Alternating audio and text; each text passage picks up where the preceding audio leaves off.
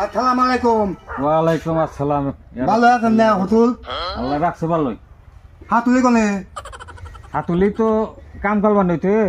এটা অদ্ভুত কথা। কি কথা জামাই? কনসে দেখি কি মনে করাইছেন? এটা অদ্ভুত কাম করছে। গরুর ভুজি আনছি আর গরুর নলি আনছি। আপনি ঠান্ডার তো হাতুলি নিয়ে আঙ্গুবাইতে যাইবেন। আপনি তো জিয়া ভাত দিলেন জামাই, তে আপনার হাসুরে কয়ে দেহ মনি যদি যায় তাহলে জাননি। আমি তো খাই না গরুর যদি ভুরি সুরি খাই না তো আমি। না হতুল, আপনি দুলা পাই দুলা কই।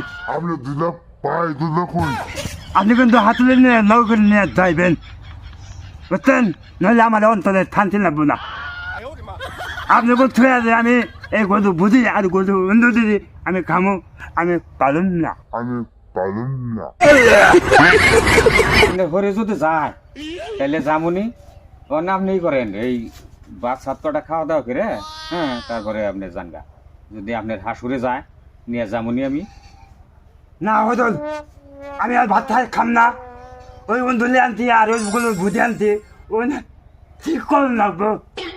আমি তাই গে আমার বাচ্চা দাম না দিলে হয়েছে আমি মেয়ের বোন পালবো না এরা এরা, বুঝছেন?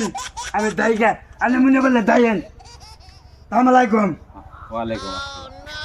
শালার গড়কে না কি জামার কাছে না মেয়া বেঁধেছে না নে, কথা তো বোঝাই যায় না। তুতলা সুদা বাল, হ্যাঁ।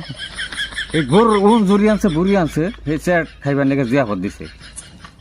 এই আঠে বাজারে যাই খালি সরম পাই মানুষে কয় বুবা জামাই তুতলা জামাই খল্লা দক না। শালার গড়কে যে কি কাম করছে না নে কনে মেয়া বেয়া দিয়ে দিছে।